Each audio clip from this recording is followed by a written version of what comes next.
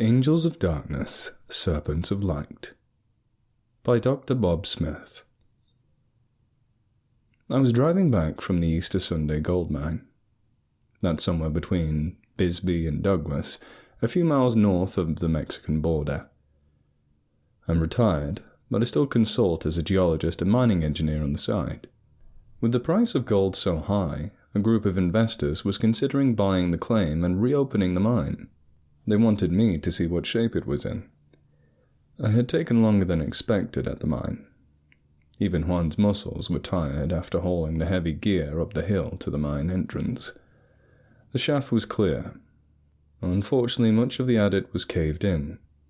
Rachel had to squeeze between the rocks to get samples, but that's why I hired these kids. They were both mining engineering students from Arizona State University, and I always tried to give the next generation of engineers practical experience. When we were done, I should have just followed Juan and Rachel up Arizona Route 80 to I-10 back to Phoenix. The sunset was beautiful as I drove along AZ-80, so I stupidly turned west onto a dirt road somewhere near Tombstone. I was looking for a pretty place to stop and take a picture. Maybe 5 miles from the AZ-80, I saw a small plane land on the connecting north-south road. I saw them turn the plane around, and when it took off, a big white king cab pickup truck with dark windows started heading in my direction. Everyone here knows what comes off of those airplanes that land in the middle of nowhere. Black tar heroin, cocaine, speed, or even just marijuana. They all spell trouble. I turned the truck around and started back to the highway. But that road was one long washboard. That fancy king cab was kissing my bumper, and the driver was furiously pounding on the horn. I looked at the rearview mirror. 2 angry men looked back. The passenger pointed at me and ran his finger across his throat. About halfway back to the main road, a herd of javelina crossed right in front of me. Those piggies are built like bricks. You don't just damage your front end. You roll the truck when you hit one. Instinct took over and I hit the brakes. As I skidded to a stop, I felt their truck smash into my bumper. My airbag slammed into my face. I was stunned. Everything smelled like gunshots, and the truck cab was filled with talcum powder. Before I could even get my insurance information from the visor, my door was flung open. They ripped me out of the back of my truck and threw me into the dirt. The 2 macho men loomed over me. One shouted, "You stopped too damn fast!" "I'm sorry," I said meekly. "I have insurance and towing." "You're gonna pay, little man." "Everything will be paid. No deductible, I promise." "Oh, you'll pay." He ripped my cell phone from its holster, crushed it, and flung it into the brush.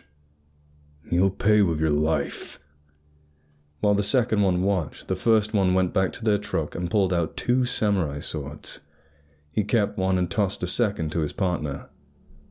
"Run, old man. Run to the hills. When we catch you, we'll cut you to pieces." I ran for my life, and as they herded me further and further away from everything that I thought might be able to save me, they drove me away from the road and up the hill, whooping and laughing behind me. I had one chance, and it required me to run them to death. Those brawny mustachios saw me as just a skinny old man, one they could slice up for fun. But I'm a vegan and I run 5 miles a day. As I ran, I silently prayed for help. I prayed to the Virgin, asking her to intercede with the Father because I needed my prayers answered mighty fast. The course got harder as I ran up the hill. But a voice spoke inside me. It said that gravity and exhaustion worked even more on their nacho and beer guts than skinny me. It also reminded me of another secret advantage: hiking shoes instead of their slick-soled cowboy boots. The further they slipped behind me, the more confident I felt. But then I got careless. I heard the hiss of a scared rattlesnake. When I looked down, I saw my foot going down on the back of a Mojave green rattler. The poor snake replied the way snakes do. With the speed of lightning, he clamped his fangs deep onto my leg. His mouth felt like a bear trap. Then he let go and slithered away. The snake didn't wake up and decide to bite me. I was Godzilla destroying his Tokyo. Because he used all of the venom on my leg, he was probably going hungry tonight. Still, I was terrified. Everyone knows Mojave Greens are some of the most venomous snakes in North America. I had nobody but myself to blame for letting my grandkids talk me into those fancy Gore-Tex hiking shoes instead of old cowhide boots. But that didn't take the pain away, or make the venom any less deadly. I begged St. Barbara, the patron saint of miners, to intercede for me now. My family had trusted St. Barbara for generations. Every mine they began always had a statue of St. Barbara placed near the future tunnel portal during the groundbreaking. I did the same and had a sterling silver St. Barbara medallion that had been blessed by Pope John around my neck. My daddy had taught me a prayer.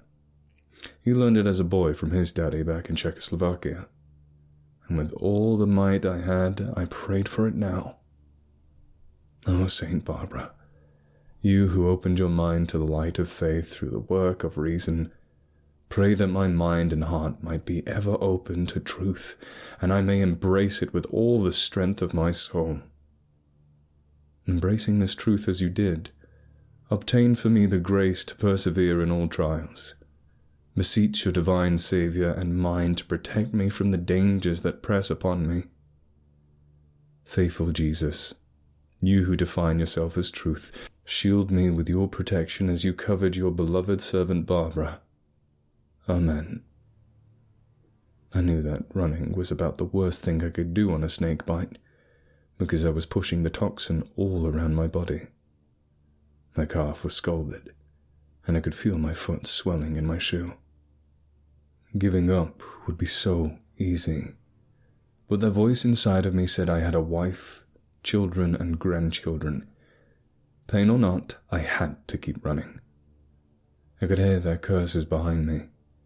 Every breath was a fight. Finally, I stumbled, fell, and couldn't get back up. There I would die. Instead, something incredible happened. I looked up and saw 2 angels lifting me up. All my life I had thought angels had wings. Everyone said they had wings. Even in It's a Wonderful Life.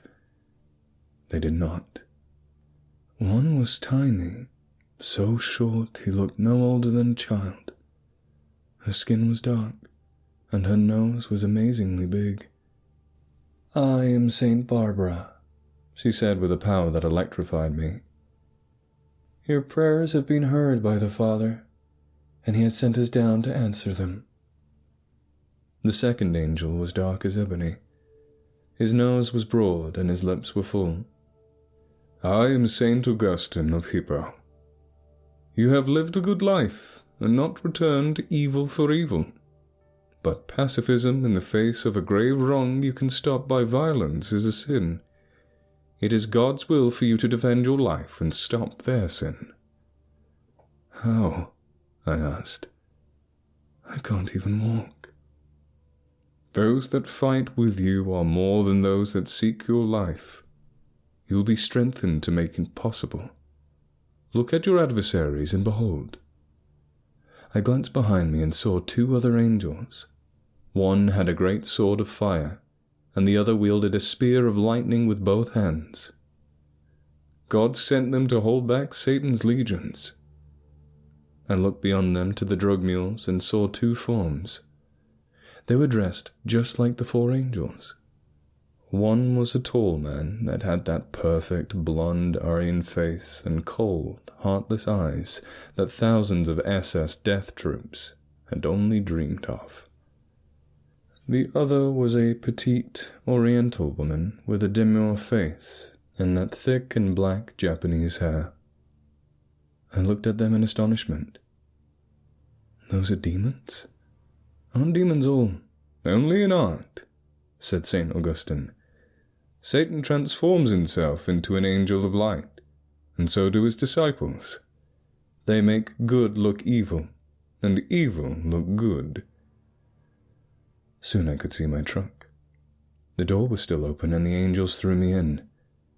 "We will have to leave soon," St. Barbara said. "God loves you, and loves your dear wife, Maria. Her prayers bring delight in heaven." I put the key in the ignition, turned it, and absolutely nothing happened. The truck wouldn't turn over. I knew the fuel pump shut off because of the accident, but I didn't have time to start poking around for the reset switch. Out of time, I grabbed the truck gun I kept under my seat. It was an old pistol one of my sons gave me. Genuine, made in Bulgaria, and Bubba had spray-painted it a baby poop green. But he bought it dirt cheap, and it always meant bang. I didn't want to kill. I was a sissy vegan that never shot anything but paper and pop bottles in my life. But the voice of St. Augustine thundered through my whole body. "Their wrongdoings compel you to wage war against them. You must defend the life of all their victims, even though it be by violence. If you do not, the sin will be upon you for defying God's will to prevent far greater wrongdoings." The first narco-bandit to the truck was the one that had tossed me out earlier. He opened up the door again. Was he ever surprised when I swung that gun up and cancelled his ticket? An even more horrible surprise happened next. That sweet little Japanese girl smiled, showing long teeth as she pulled the soul out of him. His soul glowed dull yellow and his face filled with sheer terror. The universe behind him whirled, opening a spiral vortex in the ground. I could see the flames of hell. Thousands of tortured souls screamed and scrambled desperately to escape. She pushed them back as tentacles snaked out and dragged that drug runner down to the pits of eternal torment. Then she dived in and sealed the door behind her. Nothing I had ever seen or heard could have prepared me for that. "Stay focused," St. Augustine said. "Keep in the now. Focus on what you need to do next." The second drug runner had shock in his eyes. I leveled the heavy gun at him. The Nazi silently waited. If I killed that cameo, I would be condemning him to hell. It was a lot more awful than my worst imagining. So I said, "Drop it." The demon's ice-cold blue eyes met mine, a smile on his face. "Kill him," he roared. The narco raised the sword, yelled, and tried to hack me in two. "Fire!" St. Augustine thundered, and I did. I emptied the gun into him, and he landed near my feet, gurgled and shook a couple times and bled out. I put my hands over my ears and closed my eyes as I turned away, knowing what was next. Nothing could block out the shrieks of those damned souls. Their pain and suffering bored right through my skull like 1,000 dentist rows. I collapsed to the ground crying. I just killed 2 people. Worse, I had damned them for eternity to a hell more awful than I could have ever believed. "You only did what God wanted to be done," said St. Augustine, standing before me. "You need help," said St. Barbara. "Call an ambulance." How? They smashed my phone and threw it away. By now I was sobbing, broken inside. She pointed at the phone hanging from the bullet-ridden corpse in front of me. "Use that one." 6 plus P hollow points in the chest messed him up bad. And I never was good around blood and gore. I didn't want to touch his body. But St. Augustine took me by the hand. "It's no good, it's locked." "Use his thumbprint. He left it behind." Somehow I managed to hold his hand up, unlock the phone, and call 911. Suddenly I was alone. My pain was indescribable and I was struggling to breathe. I passed out. I came to in Copper Queen Community Hospital in Bisbee, my sweet wife by my side. The doctor told me I was lucky. There were 2 types of Mojave greens, the common deadly one, and a rare but milder type B. That was another miracle for a fool like me. Thanks to that blessing, I even got to keep my leg.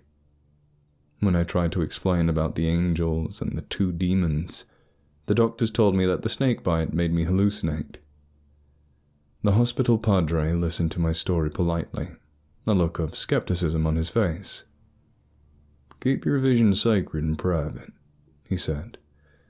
"In other words, don't tell anyone or they will think I'm a loco." Eventually, 2 cops came to the hospital and took my statement. They found almost 50 kilograms of fentanyl in the drug runner's truck, enough to kill everyone in the whole state of Arizona 5 times over. I told them everything that happened, including the angels, but they too shrugged at my experience. Both the doctors and police were unscientific in their pronouncement. As soon as I was able, I researched snake bites causing hallucinations and found descriptions of people who were addicted to being bitten by cobras in India, and one case of someone describing euphoria and shimmering colors from a cobra bite. Not one word about hallucinations from rattlesnakes. They had jumped to a conclusion without evidence and against volumes of scientific literature. What is more logical? That a 70-year-old, 140-pound vegan who had been bitten by the most deadly snake in North America could defeat 2 burly drug bandits in mortal combat, or that 2 angels came down from heaven?